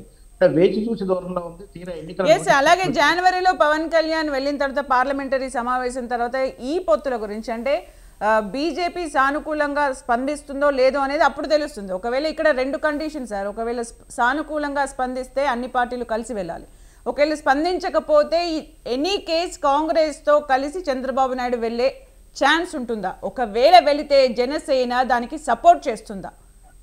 ఈ పాయింట్ పైన చెప్పండి. తప్పనిసరిలో చేస్తుంది. ఎందుకంటే జనసేన మన పవన్ కళ్యాణ్ గారికి ఐడెంటిఫికేషన్ కానీ ఒక సిద్ధాంతపరమైనటువంటి భావజాలం కానీ ఏముండదు. పరిస్థితులు తగ్గట్టు ఆయన ఎటు ఊగితే అటు ఊగేస్తుంటాడు. కాబట్టి కాంగ్రెస్ వస్తే నేను ఉండను అనే పరిస్థితి అయితే ఆయన అనలేడు. పైగా కాంగ్రెస్ ఆయనకు వ్యక్తిగతంగా వైరం కూడా మొదటి నుంచి కూడా ఏ రాజకీయ వైరం చూసినా ఏ విధంగా చూసినా లేదు. వాస్తవానికి తెలుగుదేశం పార్టీకే ఉంది వైరం. ఎందుకంటే గతం ఈ మధ్య కాలంలో కలిసి పోటీ చేసినా అసలు తెలుగుదేశం పార్టీ పుట్టింది కాంగ్రెస్ వ్యతిరేక విధానంతో పుట్టింది. ఆ పార్టీ యొక్క తీరు వల్ల ఎంతో నష్టపోయింది. ఆ మొదట్లో మొదటి ఎన్టీ రామారావు గారు ఉన్నప్పుడు కానీ, తర్వాత చంద్రబాబు నాయుడు పాలన పీరియడ్లో కానీ అది కొంచెం కాంగ్రెస్ ఇబ్బంది పడింది. అయినా కూడా కాంగ్రెస్ తో కలిసే అలయన్స్ గా తెలంగాణలో ఒకసారి వెళ్ళింది, గత ఎన్నికల్లో కూడా లోపాయకర ఎన్నికల్లో వాళ్ళ అడ్జస్ట్మెంట్ చేసుకుంటే ఇప్పుడు తెలంగాణ ఎన్నికల్లో తెలుగుదేశం పార్టీ కాంగ్రెస్ లోపాయకరికి హెల్ప్ చేసిన సంగతి అందరికీ తెలిసిన విషయమే. సో ఇక్కడ రేపు ఆంధ్రప్రదేశ్ లో కూడా ఖచ్చితంగా కాంగ్రెస్ తో వెళ్ళరు అనేది ఏమీ గట్టి నిర్ణయం ఏముండదు. ఒకవేళ విడివిడిగా పోటీ చేసినా అక్కడ కాంగ్రెస్ పార్టీ నుంచి ఎవరెవరికి టికెట్ ఇవ్వాలి, ఎవరు సెకండ్ కేర్ లో ఉన్నారు, ఎవరికి టికెట్ ఇవ్వాలంతా కూడా అది టీడీపీ భవన్ లో నిర్ణయించబడుతుంది, కానీ కాంగ్రెస్ గాంధీ భవన్ అయితే నిర్ణయించబడదని నా ఉద్దేశం. అలాగే శ్రవణ్ కుమార్ గారు, షర్మిల ఎప్పుడు అంటే తెలంగాణ పాలిటిక్స్ పైన ఎక్కువ క్రియాశీలకంగా వ్యవహరించడం జరిగింది. ఇప్పుడు ఆల్ ఆఫ్ సడన్ అక్కడికి వెళ్ళి కాంగ్రెస్ తరపున ప్రచారం చేస్తే ప్రజలు యాక్సెప్ట్ చేస్తారా? నిజంగా పాజిటివ్ ఓటింగ్ ని చీల్చేంత వరకు ప్రజలు ఆదరిస్తారా? ఇప్పుడు యాక్చువల్గా షర్మిల గారు ఆ రోజు కూడా అన్నది ఏంటంటే, నేను తెలంగాణలో ఆడబిడ్డని, తెలంగాణకి పెళ్లి చేసుకున్నాను, ఇక్కడే ఉన్నానని చెప్పిన ఆమె సీమాంధ్ర వ్యక్తులు అని చెప్పి అందరూ భావజాలం అది ఉన్నా కూడా అది ఓటు వేయడానికి కానీ ఓటు వేయకుండా ఉండటానికి పెద్దగా పనిచేయదు. కేవలం మనలా డిబేట్ చేసుకోవడానికో ఆ నాయకులు విమర్శించుకోవడానికి అవుతుంది, కానీ ఓటు శాతాన్ని మాత్రం ఎట్టి పరిస్థితుల్లో మార్చలేదు. అంటే తెలంగాణ అని చెప్పి వేయకుండా ఉండటానికి కానీ లేదా సీమాంధ్ర అని చెప్పి వేయకుండా ఉండటానికి కానీ ఎక్కడ పనిచేయదు. ఖచ్చితంగా ఆమె వాక్చాతుర్యం కానీ ఆ ముందు తీసుకెళ్ళినటువంటి ఆ విధానాలే ముందు పనిచేస్తుంటాయి. పైగా ఎన్నికల మేనిఫెస్టో కూడా పనిచేస్తుంది. ఆమె ఒకవేళ తెలంగాణలో పార్టీ పెట్టాము, నిన్నటిదాకా తెలంగాణలో ప్రచారం చేసుకొచ్చాము కాబట్టి ఆంధ్రాకి వచ్చాము కాబట్టి మేము ఓటేయము అనే ఆలోచన ధోరణి ప్రజల్లో ఉండదండి ఎక్కువ శాతం. ఉన్న 1-2% లెగసీ రాజశేఖర రెడ్డి గారు లెగసీ కూడా పనిచేయటానికి ఖచ్చితంగా పనిచేస్తుంది. అదే రాజశేఖర లెగసీ పనిచేస్తుంది, రెడ్డి సామాజిక వర్గం పనిచేస్తుంది, కృష్ణారెడ్డి పనిచేస్తుంది. సో యాంటీ జగన్మోహన్ రెడ్డి వర్గం కూడా దాంట్లో వాస్తవం 100% పనిచేస్తుంది. ప్లస్ ఆమెకు వాక్చాతుర్యం కూడా బాగా ఉంది, అంట వ్యక్తిగత చార్మిసా ఉంది. ఆమె మరి అంటే ఒక పేరు చెప్పలేదు కానీ ఒక పార్టీ తరచూ ఎన్నికలప్పుడు కామెడీగా వస్తుంటాడు, అంతగానే కాదు మెచ్యూరిటీగానే మాట్లాడుతుంటుంది. అంత కొంచెం మెచ్యూరిటీ. సరే అబద్ధం చెప్తుందా నిజం చెప్తుందా వేరే విషయం, అది రాజకీయ డిబేట్. సారీ శ్రవణ్ గారు సారీ అండి, తరచూ వచ్చి కామెడీ చేసేటువంటి ఆ నాయకుడు ఎవరు సార్? వద్దులేండి పాపం, అట్లా కాదు. పవన్ కళ్యాణ్ గారు డైరెక్ట్ గా చెప్పేయచ్చు కదా సార్. అది మీరు అనుకుంటే అది పచ్చకామెరలో వాడికి రోగం అంతా పచ్చగా ఉన్నట్టుగా పవన్ కళ్యాణ్ గారికి మీకు మీ కామెడీ పీస్ అని ఆయన ఎదురే ఉన్నారు. ఆ మాత్రం కూడా మీరు మీ యొక్క ఆక్రోశం ఆ విధంగా ఉంది పవన్ కళ్యాణ్ ఉండాల్సిన పని ఉంది సార్. మాట్లాడతారే అట్లా పవన్ కళ్యాణ్ గారు కేఏ పాల్ గురించి ఆయన మాట్లాడింది అర్థమవుతుంది కదా. అంటే వ్యక్తిగతంగా మనం పేరు వైసీపీ పర్సెప్షన్ అలా ఉన్నట్టుందండి. శేఖర్ రెడ్డి గారు, శేఖర్ రెడ్డి గారు మీరు మాట్లాడండి. అంటే పాజిటివ్ ఓట్స్ ని షర్మిల చీల్చే ఛాన్స్ ఉంటాయి. ఇన్ కేస్ షర్మిల కాంగ్రెస్ తరపు నుంచి ప్రచారం చేస్తూ ఉంటే వైసీపీ పరిస్థితి ఏంటి? ఆల్రెడీ ఉన్న సిట్టింగ్ ఎమ్మెల్యేలు వాళ్ళకి టికెట్స్ రాకపోతే వాళ్ళు కొంచెం అసంతృప్తి అయితే డెఫినెట్గా ఉంటుంది. కాంగ్రెస్ లోకి వాళ్ళు వెళ్ళే ఛాన్స్ ఉంటుంది. ఇప్పుడు టీడీపీ నుంచి జనసేన నుంచి వాళ్ళకి యాక్సెప్టెన్స్ లేకపోయినా కాంగ్రెస్ లోకి వెళ్ళే ఛాన్సెస్ ఉంటాయి. ఇది వైసీపీకి దెబ్బ తగులుతుంది. మేడం ముందుగా మీరు ప్యానల్ సభ్యులు అలాగే వీక్షకులు కూడా గమనించాల్సిన విషయం ఏంటంటే, షర్మిల గారు ఎక్కడైనా సరే నేను కాంగ్రెస్ లోకి వెళ్తున్నాను, అలాగే ఆంధ్ర కాంగ్రెస్ పిసిసి బాధ్యతలు నేను చేపడుతున్నాను, కడప ఎంపీగా పోటీ చేస్తున్నాను అని చెప్పి షర్మిల గారు ఎక్కడైనా స్టేట్మెంట్ ఇచ్చారా? కాంగ్రెస్ పార్టీ ఎక్కడైనా స్టేట్మెంట్ ఇచ్చిందా? మరి మీడియాలో వచ్చే కథనాలను పట్టుకొని ఇలా చర్చా కార్యక్రమాల్లో స్పందించమనడం అవివేకం, ఇది అప్రస్తుతం కూడా. షర్మిల గారు నిజంగానే కాంగ్రెస్ పార్టీలోకి వెళ్ళి కడప ఎంపీగా పోటీ చేస్తే అప్పుడు మా పార్టీ నుంచి ఖచ్చితంగా స్పందన ఉంటుంది, స్పందిస్తాం. అది అప్రస్తుతం. ఇకపోతే జనసేన మిత్రులు పెద్ద మాకు తెలుగుదేశంతో పెట్టుకున్న తెలుగుదేశంతో మాకు కొత్తగా పొత్తుంది. ఆల్రెడీ మేము బీజేపీతో తెలంగాణలో పొత్తులో ఉన్నాం, బీజేపీతో ఆంధ్రాలో పొత్తులో ఉన్నాం. 24 ఎన్నికల కోసం బీజేపీని మళ్ళీ తెలుగుదేశంతో కలిసి పొత్తుకు మా నాయకుడు ప్రయత్నిస్తున్న మాట వాస్తవం అని చెప్పేసి మంచి మాట అన్నారు. ఇట్లా ఎక్కడైనా పొత్తుంటుందా సార్? ఎక్కడైనా ఆల్రెడీ మీరు ఒక పార్టీతో పొత్తుండి ఆ పార్టీని పట్టుకు రాకుండా వేరే పార్టీతో పొత్తుకెళ్తారా? ఇది ఎక్కడైనా సాధ్యమా? అసలు దీన్ని పొత్తు అంటారా? ఇకపోతే అసలు మీరు తెలుగుదేశంతో పొత్తు లేనిది ఎప్పుడు? కొత్తగా పొత్తు అంటున్నారు. తెలుగుదేశం పార్టీ నాయకుడు చంద్రబాబు నాయుడు ఆధ్వర్యంలోనే, ఆయన కనుసన్నుల్లోనే 2014కు ముందు మీ జనసేన పార్టీ పుట్టింది. ఆయన డైరెక్షన్ లోనే 2014 ఎన్నికల్లో పోటీ చేయకుండా బేషరతుగా పార్టీకి మీరు మద్దతు తెలిపారు. అలాగే 2019 ఎన్నికల్లో పార్టీ వ్యతిరేక ఓటు వైసీపీకి పడకూడదు, అది చీలాలి అన్న ఉద్దేశంతో తెలుగుదేశం పార్టీ వాళ్ళు ఇచ్చినటువంటి బీ ఫామ్లని జనసేన పార్టీ తరపున, తెలుగుదేశం పార్టీ నుంచి వచ్చిన నాయకులకి, జనసేనలో ఉన్న నాయకులకు కూడా తెలుగుదేశం పార్టీ వాళ్ళు బీ ఫామ్లు ఇచ్చారు మీ పార్టీ తరపున. ఇకపోతే మళ్ళీ బీజేపీ సంకెక్కు అని చెప్పి పవన్ కళ్యాణ్ కి డైరెక్షన్ ఇచ్చింది చంద్రబాబు నాయుడు గారే. ఇప్పుడు కొత్తగా తెలుగుదేశం పార్టీతో మళ్ళీ పొత్తు పెట్టుకోమని చెప్పి దగ్గరికి లాక్కుంది చంద్రబాబు నాయుడు గారే. ఇంకోటి మన మోడరేటర్ గారు అలాగే విశ్లేషకులు గారు మాట్లాడుతూ ఒక మాట అన్నారు, కాంగ్రెస్ పార్టీతో టీడీపీ జత కడితే జనసేన దూరం జరిగే అవకాశాలు ఉన్నాయా అని చెప్పేసి. కాంగ్రెస్ పార్టీతో టీడీపీ జత కట్టినా, కాంగ్రెస్ పార్టీతో టీడీపీ జత కట్టకపోయినా, 50 సీట్లు ఇచ్చినా, 20 సీట్లు ఇచ్చినా, 10 సీట్లు ఇచ్చినా, అసలు ఏమి ఇవ్వకున్నా సరే పవన్ కళ్యాణ్ గారు చంద్రబాబు నాయుడు గారి మాట జవదాటే పరిస్థితే లేదు. కారణం ఏంటంటే ఒక్కరోజు పవన్ కళ్యాణ్ గారు టీడీపీకి దూరంగా ఉండమని చెప్పండి, బట్టలిప్పి నిలబెడతారు. ఏబిఎన్ ఆంధ్రజ్యోతి అలాగే ఈనాడు పేపర్లో రాసే కథనాలు అలా ఉంటాయి. ఎలా ఉంటాయంటే చెప్తాను సార్, మీరు కూడా వినండి. ఎలా ఉంటాయంటే, పవన్ కళ్యాణ్ గారు మమ్మల్ని ప్యాకేజీ అడిగారు, ఆ ప్యాకేజ్ మేము ఇవ్వలేకపోయాం, బీజేపీ వాళ్ళు మెరుగైన ప్యాకేజ్ ఇచ్చారు, అందుకని ఆడికి వెళ్ళారు అని చెప్పేసి విచిత్రమైన కథనాలు, విచిత్రమైన డిబేట్లు పెట్టి క్యారెక్టర్ అసోసియేషన్ చేసి పవన్ కళ్యాణ్ గారిని నడి రోడ్డు మీద నిలబెట్టగలిగినటువంటి నీచమైన చరిత్ర వాళ్ళది. అందుకనే పవన్ కళ్యాణ్ గారు ఆల్రెడీ చంద్రబాబు నాయుడు గారు వదిలిన బాణం, చంద్రబాబు నాయుడు అమ్ముల పొదులు అస్త్రం. కాబట్టి చంద్రబాబు నాయుడు గారి మాట జవజాటిపోయే పరిస్థితే లేదు. రేపు ఎన్నికల్లో 2024 ఎన్నికల పోటీ ఇలా ఉండబోతుంది. అయితే జగన్ వర్సెస్ చంద్రబాబు నాయుడు గారి తెలుగుదేశం, జనసేన, బీజేపీ. లేదు అంటే Jagan versus Telugu Desam, Janasena, Congress, CPI, CPM లాంటి తొక్క పార్టీలు అన్ని కలుసుకొని వస్తాయి. జగన్ మాత్రం సింగిల్ గా పోటీ చేస్తాడు. ఎందుకంటే ప్రజల్లో మేము నమ్ముకున్నాం, మా నాయకుడు కూడా తరచూ సభల్లో చెప్తారు, జగన్ వల్ల మీకు మంచి జరిగింది అనిపిస్తేనే ఓటేయండి, లేకపోతే మీ ఓటు నాకు వేయొద్దు అని చెప్పి డైరెక్ట్ గా అడగగలిగే సత్తా ఎవరికైనా ఉందే? రాజకీయాలు ఎవరికైనా ఉందే ఈ దేశంలో? నా వల్ల మంచి జరిగితేనే అని చెప్పేసి. ఇంకోటి, రాష్ట్రం దౌర్భాగ్యం పట్టిపోయింది అని చెప్పేసి జనసేన మిత్రులు అన్నారు. ఎస్, రాష్ట్రం దౌర్భాగ్యం పట్టిపోయింది. ఎలా పట్టిపోయిందంటే, జగన్మోహన్ రెడ్డి గారి 4 ఏళ్లలో 24,000 కోట్లతో పోర్ట్లు, ఫిషింగ్ హార్బర్లు, ఫిష్ ల్యాండ్ సెంటర్లు కడుతున్నారు. మీ కళ్ళకు కనిపించవు సార్, మీ కళ్ళకు ఉన్నటువంటి పచ్చ కళ్ళద్దాలు తీస్తే కనిపిస్తాయి. అలాగే స్వతంత్రం వచ్చిన తర్వాత, సార్ వినండి, స్వతంత్రం వచ్చిన తర్వాత రాష్ట్రంలో 11 మెడికల్ కాలేజీలు ఉంటాయి, గవర్నమెంట్ మెడికల్ కాలేజీలు. చంద్రబాబు నాయుడు గారి హయాంలో 0, ఒక్కటి కూడా కట్ల. కానీ జగన్మోహన్ రెడ్డి గారు కేవలం 4 ఏళ్లలో 17 మెడికల్ కాలేజీలు కట్టారు. జగన్ కూడా వైసీపీ కూడా ఏం చెప్తుందంటే, మా పాలన బాగుంటే మాకు ఓట్లు వేయండి, లేకపోతే లేదు అని చాలా కాన్ఫిడెంట్ గా చెప్తున్నారు. It's okay. రాజధాని అనే అంశం ప్రజల్లో ఉందా లేదా, అది స్ట్రాంగెస్ట్ పాయింటా కాదా?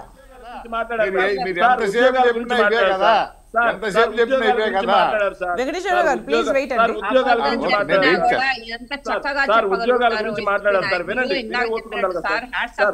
ఉద్యోగాల గురించి మాట్లాడారు మా ప్రభుత్వ హయాంలో.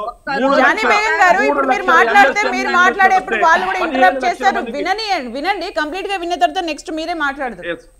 సార్, మా ప్రభుత్వ హయాంలో 3 లక్షల ఎంఎస్ఎంఈ యూనిట్లు వస్తే 15 లక్షల మందికి ఉపాధి ఉద్యోగ అవకాశాలు లభించి, అది మేం చెప్పింది కాదు, సెంట్రల్ గవర్నమెంట్ ఇచ్చినటువంటి డేటా. 3 ఇండస్ట్రియల్ కారిడార్లు కడుతున్నాము. అలాగే 45,000 నాడు నేడు స్కూల్స్ చూసుకోండి, 10,000 పైచిలకు హెల్త్ క్లినిక్లు చూసుకోండి, 15,000 పైచిలకు విలేజ్ అండ్ వార్డ్ సెక్రటేరియట్ చూసుకోండి, 10,000 పైచిలకు ఆర్బీకే సెంటర్లు చూసుకోండి. ఇలా 5 సంవత్సరాల కాలంగా చేసేవన్నీ చెప్పుకుంటూ వెళ్ళడానికి కాదండి. ద మేజర్ పాయింట్స్ ఎప్పుడైతే పాదయాత్ర చేశారో జగన్, అప్పుడు ఇచ్చిన పాయింట్స్, స్పెషల్ స్టేటస్ గురించి, అట్ ద సేమ్ టైం రాజధాని గురించి, వీటి గురించి కూడా మాట్లాడాలండి. ఇండస్ట్రియల్ గ్రోత్ మేడం వినండి, ఇండస్ట్రియల్ గ్రోత్ లో 2019 ఓపిక లేకపోతే ఎట్లా సార్, 2019లో చంద్రబాబు నాయుడు గారు దిగిపోయే ముందు రాష్ట్ర ఇండస్ట్రియల్ గ్రోత్ లో రాష్ట్ర సంపద 2,72,000 కోట్ల రూపాయలు ఇండస్ట్రియల్ రంగంలో మన గ్రోత్ ఉంటే, జగన్మోహన్ రెడ్డి అభివృద్ధి సరే, అభివృద్ధి జరిగింది అని చెప్తున్నారు. It's okay. రాజధాని గురించి ఏం చెప్తారు? స్పెషల్ స్టేటస్ గురించి ఏం చెప్తారు? రాష్ట్రంలో ప్రతి ఊర్లో ప్రతి ఊర్లో ఒక రాజధాని ఉంది మేడం. ప్రతి ఊర్లో సచివాలయం పేరుతో ఒక రాజధాని ఉంది. మా అంటే ప్రజల్లో ఇప్పుడు ప్రభుత్వం విపక్షాలు ఏవైతే చెప్తున్నాయో ఆ లోటు ప్రజల్లో లేదు అని అంటారా మా మీరు? ప్రభుత్వం, మా నాయకుడు జగన్మోహన్ రెడ్డి గారి స్టాండ్ ఒకటే మేడం, అభివృద్ధి అలాగే పరిపాలన వికేంద్రీకరణం అవ్వాలి. పరిపాలనలో భాగంగా రాష్ట్రం మూడు ప్రాంతాలకి 3 రకాలైనటువంటి రాజధానులు రావాలి అనేది మా జగన్మోహన్ రెడ్డి గారి అభిమతం. తెలుగుదేశం పార్టీ, జనసేన నాయకులు వీళ్ళందరూ కోర్టులకెళ్లి ఎంత అడ్డుపడినా సరే 2024 ఎన్నికలకు లోగా జగన్మోహన్ రెడ్డి గారి విశాఖకి రావడం ఖాయం. విశాఖ నుంచి పరిపాలన సాగించడం ఖాయం. Right, okay. జానీ బేగం గారు మీరు ఆన్సర్ చేయండి. అంటే శేఖర్ రెడ్డి గారు చెప్పేది ఏంటంటే రేపు టీడీపీ, జనసేన, కాంగ్రెస్ వచ్చిన, టీడీపీ, జనసేన, బీజేపీ కలిసి వచ్చిన అందరు టార్గెట్ ఒకరే జగన్. అంటే జగన్ వన్ సైడ్, మిగిలిన పార్టీలన్నీ జగన్ ని ఓడించడానికి వెళ్తున్న వేళ అంటే టీడీపీ ఎందుకంటే స్ట్రాంగ్ విపక్షంగా ఒకే పార్టీగా ఎందుకు ఉండలేకపోయింది? Madam sorry to interrupt you. ఒక చిన్న సవరణ అండి. తెలుగుదేశం పార్టీ ప్రజల్లో అంత బలంగా ఉంటే చంద్రబాబు నాయుడు గారు ఎందుకు 2 చోట్ల పోటీ చేయడం కోసం నియోజకవర్గాలు ఎదుర్కొంటున్నాడు? లోకేష్ బాబు గారు ఎందుకని 2 చోట్ల పోటీ చేయడం కోసం నియోజకవర్గాలు ఎదుర్కొంటున్నాడు? అలాగే జనసేనలో పవన్ కళ్యాణ్ గారు ఎందుకని 2 చోట్ల పోటీ చేయడం కోసం నియోజకవర్గాలు ఎదుర్కొంటున్నాడు? అసలు చంద్రబాబు నాయుడు గారికి కానీ, లోకేష్ కానీ, పవన్ కళ్యాణ్ కానీ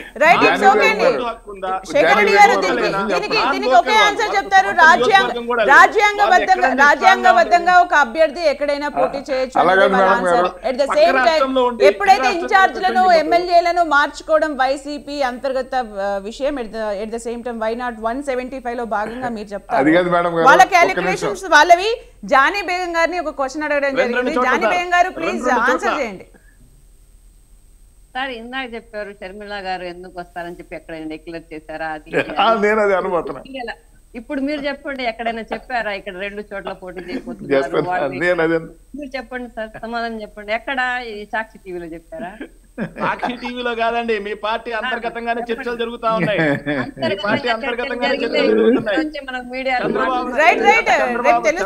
అభ్యర్థులు ప్రకటించిన తర్వాత వాటిపైన క్లారిటీ వస్తే డెఫినెట్ గా రోజు మాట్లాడదాం. జానీ బేగం గారు, శేఖర్ రెడ్డి గారు మీరు ఇంటరప్ట్ చేయకండి. మీరు ఇంటరప్ట్ చేయడం వల్ల ఇక్కడ చెప్పలేకపోతున్నారు. జానీ బేగం గారు మిమ్మల్ని అడిగిన ప్రశ్నకు సమాధానం చెప్పండి. ఇన్ని మైనస్లు ఉన్న తర్వాత జగన్ ని ఢీకొట్టడానికి ఇన్ని పార్టీలు ఎప్పుడు ఎవరితో పొత్తులు పెట్టుకుంటారో అనేది కూడా లాస్ట్ వరకు క్లారిటీ రాని ఒక సందర్భం. ఎందుకు టీడీపీ అంత స్ట్రాంగెస్ట్ ప్రతిపక్షంగా లేకపోయింది ఒక్క పార్టీగా? మేడం మేము ఎప్పుడు స్ట్రాంగ్ గా ఉన్నామో లేదో అని చెప్పి ప్రజలైతే బాగా నిర్ణయం తీసుకోవడానికి రెడీగా ఉన్నారు. అంటే పొత్తులన్నీ రాజకీయాల తర్వాత పొత్తులన్నీ జరుగుతూ ఉంటాయి మేడం. ఇప్పుడు మనం జనసేన పార్టీని తీసుకున్నా, బీజేపీని తీసుకున్నా, కాంగ్రెస్ ని తీసుకున్నా కూడా మనం జగన్ విముక్తి ప్రభుత్వాన్ని తీసుకురావాలనే టార్గెట్. ఎందుకంటే ప్రతి చోట కూడా ఇప్పుడు చెప్తున్నారు చూడండి, 3 రాజధానులు ఏంటి సార్ అని చెప్పి అడిగితే మేము ప్రతి గ్రామానికి రాజధాని పెట్టామండి. ఇంకా రాజధాని ఎందుకు మేడం? ఈ హాస్యాస్పదమైన ఈ ఆన్సర్స్ వినడానికి ఆంధ్ర రాష్ట్ర ప్రజలు ప్రజలందరూ గమనిస్తున్నారండి. ఇంకా విశాఖ ఇంకా ఎప్పుడు సార్? ఇంకా రోడ్డు ఎక్కిన తర్వాత ప్రజలందరూ రోడ్డు మీదే ఉన్నారు, ధర్నాలు చేస్తే రోడ్డు మీద ఉన్న తర్వాత ఇంకా మీరు విశాఖకి ఎప్పుడు వెళ్తారు? ఇంకా 3 రాజధానులు అభివృద్ధి ఎక్కడ చేస్తారు? ఎక్కడి నుంచి స్టార్ట్ చేస్తున్నారు? ఏం చేశారు? ఏదో అవాస్తవాలు తీసుకొచ్చి నేను అది చేశాను, ఇది చేశాను. ఎక్కడండి అభివృద్ధి చేస్తే ప్రజల నోటి నుంచి అడగండి. సరే ఇవన్నీ వదిలిపెట్టేస్తే నేను మద్యం అంతా రద్దు చేసిన తర్వాత నేను ఓట్లు అడుగుతానన్నారు. ఆ ఒక్క విషయాన్ని, మద్యాన్ని రద్దు చేసి ఓట్లు అడగడానికి రండి. ఇవన్నీ ప్రజలు గమనిస్తున్నారు. నేను చెప్తే మీరు చెప్తే వినే పరిస్థితిలో ఆంధ్ర రాష్ట్ర ప్రజలు లేరు. జాతి పట్ల గౌరవం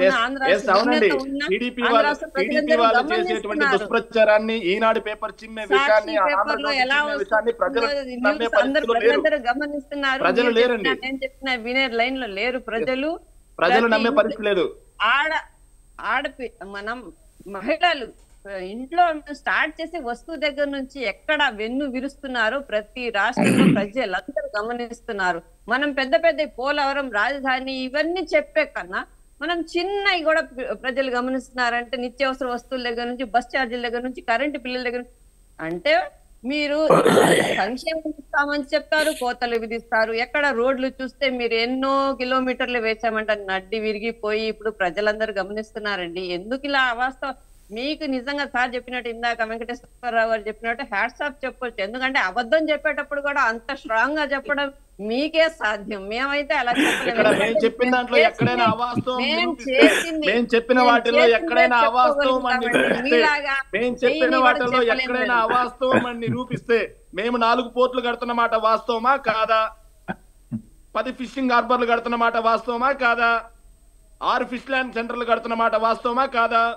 17 మెడికల్ కాలేజీలు కడుతున్న మాట వాస్తవమా కాదా? ఆర్బీకే సెంటర్లు కట్టిన మాట వాస్తవమా కాదా? విలేజ్ లో హెల్త్ క్లినిక్స్ కట్టిన మాట వాస్తవమా కాదా? డిజిటల్ లైబ్రరీలు కట్టిస్తున్న మాట వాస్తవమా కాదా? వాస్తవమా కాదా? 75 కోట్ల పెట్టుబడి రూపాయలు గ్రౌండ్ మాట వాస్తవమా కాదా? 3 లక్షల కోట్లు 3 లక్షల ఎంఎస్ఎంఈ వచ్చిన మాట వాస్తవమా కాదా? దేన్ని మీరు అబద్ధం అని అంటున్నారు? అబద్ధాన్ని కూడా చాలా స్ట్రాంగ్ గా చెప్తున్నారు అన్నారు కదా, దేన్ని? శేఖర్ రెడ్డి గారు ప్లీజ్ వెయిట్ అండి, మాట్లాడనివ్వండి. ఇప్పుడు దాకా లిస్టు చదివారు కదా మేడం, ఎక్కడ నేను అడిగిన దానికి సమాధానం చెప్పలేదు. రాజధాని ఎక్కడ అంటే ప్రతి ఊరికి ఉంది అంటారు. ఖచ్చితంగా మా పార్టీ స్టాండ్ 3 రాజధానులు,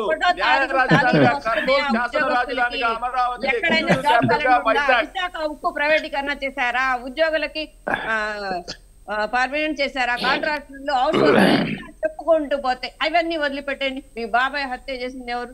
సీను, కోడిగత్తి సీన్, ఇవన్నీ చాలా ఉన్నాయండి. మిమ్మల్ని ప్రశ్నిస్తే మీరు ఒకటి కూడా నిజం చెప్పే పరిస్థితుల్లో లేదు. వివేకానంద రెడ్డి గారి హత్య ఎవరు చేశారో సిబిఐ విచారణ చేస్తుంది, కోర్టుల్లో ఉన్నాయి. మీరు నేను వెళ్ళి చూసింది కాదు, కోర్టులో ఉన్నాయి. వ్యవస్థల్ని ఎవరు మేనేజ్ చేస్తారు? వ్యవస్థల్ని ఎవరు కోర్టు పరిధిలో ఉన్న అంశాలని కాసేపు పక్కన పెట్టిద్దాం. వెంకటేశ్వరరావు గారి దగ్గరికి వెళ్దాం. వెంకటేశ్వరరావు గారు ప్లీజ్ వెయిట్. శేఖర్ రెడ్డి గారు ఒక్క నిమిషం ఆగండి. వెంకటేశ్వరరావు గారు మీరు చెప్పండి, జనసేన పార్టీ స్టాండ్ గురించి ఒక పెద్ద క్వశ్చన్ రైజ్ చేయడం జరిగింది. జనసేన అసలు నో చెప్పే పరిస్థితి లేదు, టీడీపీకి సిద్ధాంతాలు లేవు జనసేనకు. అట్ ద సేమ్ టైం ఒకవైపు బీజేపీతో పొత్తులో ఉంటూ ఆల్ ఆఫ్ సడన్ ఒక జైల్లో ఒకరిని కలిసేసి వచ్చిన తర్వాత బయటికి వచ్చి అనౌన్స్ చేయడం, అంటే ఒక పార్టీలో పొత్తులో ఉన్నప్పుడు మినిమం వాళ్ళ దగ్గర క్లారిటీ తీసుకున్న తర్వాతే అనౌన్స్ చేస్తారు కదా. ఇలాంటి ఆవేశపూరితమైన ధోరణి, దీని గురించి మీరు ఏం చెప్తారు? రేపు కాంగ్రెస్తోనైనా ఓకే, బీజేపీతోనైనా ఓకే, ఇలా సిద్ధాంతాలు లేకుండా ఉండే పార్టీని ఏమంటారు? కొంచెం ఓర్పుగా వినండి అమ్మా. డెఫినెట్లీ. ఇప్పుడు నిద్రపోయేవాడిని నిద్ర లేపవచ్చు, నిద్ర నటించేవాడిని లేపలేం కదా. 2014లో ఎన్నికలకి స్వల్పకాలం ముందు జనసేన పార్టీ ఆవిర్భావం ఎవరూ లేకుండా, రాజకీయ పక్షాలు కానీ రాజకీయానికి సంబంధించినటువంటి వ్యక్తులు లేకుండా కేవలము కొంతమంది అభిమానులతో, సుమారు 1000 లోపు అభిమానులతో పవన్ కళ్యాణ్ గారు జనసేన పార్టీని ప్రకటించారు. ప్రకటించిన తర్వాత ఏ రాజకీయ పార్టీతోనూ చర్చలు లేకుండా, ఎలాంటి సంప్రదింపులు లేకుండా, కేవలం ఈ రాష్ట్రం యొక్క పునర్నిర్మాణం, ఈ రాష్ట్రం యొక్క భవిష్యత్తు, ఈ రాష్ట్ర ప్రజల యొక్క క్షేమం కోరి ఆనాడు ఉన్నటువంటి పెద్దలు, ఈనాడు ప్రధాని అయినటువంటి నరేంద్ర మోడీ గారి యొక్క పరిపాలన విశిష్టతను చూసి గుజరాత్లో వారు ఈ దేశానికి ప్రధానమంత్రి అయ్యి, అదేవిధంగా అనుభవజ్ఞులు, ఎంతో రాజకీయ అనుభవం ఉండి ఈ ఐటీ రంగంలో హైదరాబాద్ని అభివృద్ధి చేసినటువంటి చంద్రబాబు నాయుడు గారి యొక్క నాయకత్వం ఉంటే ఈ రాష్ట్రంలో ఏదైతే విభజన మూలంగా అయినటువంటి గాయాలకి కొంతైనా కూడా మనం మందు రాయగలం, విభజన ద్వారా మనకు జరిగినటువంటి నష్టాన్ని కొంతైనా పూడ్చగలవనేటువంటి ఒక బృహత్తరమైనటువంటి మహత్తరమైనటువంటి ఆశయంతో ఆ రోజున అన్కండిషనల్ గా, without of any political selfishness, ఏ విధమైనటువంటి లాభాలు కానీ ఏ విధమైన ప్రయోజనాలు కానీ ఆశించుకోకుండా అన్కండిషనల్ గా ఒక్కడే ఆయనకు ఉన్నటువంటి చరిష్మాతో ఆ 2 పార్టీలకు ఆయన మద్దతు ప్రకటించారు. అదేవిధంగా శేఖర్ రెడ్డి గారికి ఒక విషయం గుర్తు చేస్తున్నా, 2018 ఆవిర్భావ సభ, 2019 ఆవిర్భావ సభలో ఈ రాష్ట్రంలో ఆనాడు ఉన్నటువంటి తెలుగుదేశం ప్రభుత్వాన్ని తూర్పులో పట్టినటువంటి వ్యక్తి పవన్ కళ్యాణ్ గారు. ఒకసారి గ్రహించండి, మీరు రీవైండ్ చేసుకోండి. ఈ రాష్ట్రంలో జగన్మోహన్ రెడ్డి గారు ఎంత పాదయాత్ర చేసినప్పుడు కూడా ఓటర్ టిల్ట్ అవలా. 2019 మార్చి 14వ తారీఖున జరిగినటువంటి మంగళగిరిలో జరిగినటువంటి ఆవిర్భావ సభలోనే పవన్ కళ్యాణ్ గారు తెలుగుదేశం యొక్క చరిత్రని, తెలుగుదేశంలో పరిపాలనలో జరిగినటువంటి అవినీతిని కానీ, తెలుగుదేశం పరిపాలనలో చేసినటువంటి అసమర్థత విషయాలను కానీ ఎత్తి చూపినటువంటి చరిత్ర జనసేన పార్టీ. అదేవిధంగా 2019 24 సంవత్సరానికి వచ్చేటప్పటికి ఏదైతే మా నాయకుడు 2019 ఎన్నికల తర్వాత 150 సీట్లు వచ్చినటువంటి వైఎస్ఆర్సీపీ ప్రభుత్వం ప్రజలు పూర్తి మద్దతు ప్రకటించారు. ఈ మద్దతు ప్రకటించినటువంటి ప్రజలకు న్యాయం, క్షేమం, సంక్షేమం అన్ని రంగాలకు కూడా న్యాయం జరుగుతుంది కాబట్టి మేము సంవత్సరం వరకు ఏ విధమైనటువంటి విమర్శలు కానీ ముందుకు రాము అని చెప్పి బాహాటంగా ప్రకటించేటువంటి వ్యక్తి పవన్ కళ్యాణ్ గారు. దరిమిలా మీ యొక్క పరిపాలన ఏదైతే ప్రజావేదికను కోల్చడం ద్వారా విద్వేషంతో ప్రారంభించబడి విధ్వంసంతో ప్రారంభించబడి రాజకీయ కక్షతో వ్యవస్థల్ని చిన్నాభిన్నం చేసినటువంటి పరిస్థితుల్లో ఈ రాష్ట్రాన్ని రక్షించడానికి పొత్తులు అనిర్వాయం. పొత్తులు అనేది వాళ్ళ కొత్తదేం కాదే. రాజశేఖర రెడ్డి గారు ఒక బీజేపీ పార్టీతో తప్ప అన్ని పార్టీలతోనూ పొత్తులు పెట్టుకున్నటువంటి ఏంటంటే ఒక బలమైనటువంటి రాక్షసుని చంపడానికి దేవతలందరూ కూడా బ్రహ్మ, విష్ణు, మహేశ్వరులు ఏకం చేసి వారు వేడుకున్నటువంటి పరిస్థితి మనం చూస్తాం.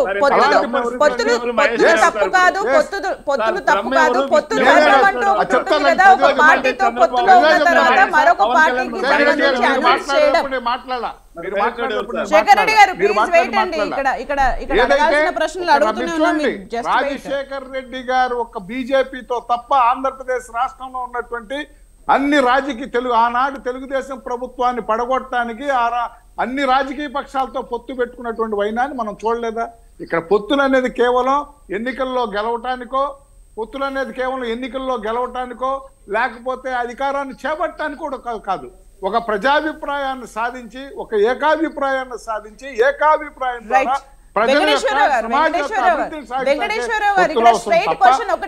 పొత్తు ధర్మం అంటూ ఒకటి ఉంటుంది కదా. బీజేపీతో పొత్తులో ఉన్నప్పుడు ఆల్ ఆఫ్ సడన్ టీడీపీతో పొత్తు అనౌన్స్ చేసేయడం ఇప్పటికి కూడా కన్ఫ్యూజన్ ఎందుకు అనే దానికి నేను దానికే వస్తున్నా. మేము ఆల్రెడీ పొత్తు పెట్టుకోవాల్సినటువంటి ఆవశ్యకతని మా యొక్క పిఎస్సి చైర్మన్ అయినటువంటి గౌరవనీయులు మనోహర్ గారు, మా నాయకుడు పవన్ కళ్యాణ్ గారు ఆల్రెడీ కేంద్ర ప్రభుత్వ దృష్టిలో తీసుకెళ్ళటం, వాళ్ళు దాని మీద చర్చలు చేయటం, అందులో భాగంగానే తిరుపతిలో నితిన్ గడ్కరీ గారు, విశాఖపట్నంలో అమిత్ షా గారు నిర్విఘ్నంగా జగన్మోహన్ రెడ్డి గారి నాయకత్వంలో ప్రభుత్వాన్ని నిర్విఘ్నంగా తూర్పురబట్టినటువంటి విషయం. అది ప్రాసెస్ అనేది ఒక నిమిషం, అది ప్రాసెస్ ఫైనల్ కాని అనిర్వాయ కారణాల్లో ఆంధ్రప్రదేశ్ రాష్ట్రంలో వ్యవస్థలు కూలబడిపోయినప్పుడు తన యొక్క రాష్ట్రానికి తను రానియకుండా చేసేటువంటి పరిస్థితిలో అర్ధరాత్రి రోడ్ల మీద పడుకోవాల్సిన పొత్తుని అనౌన్స్ చేసిన పరిస్థితి.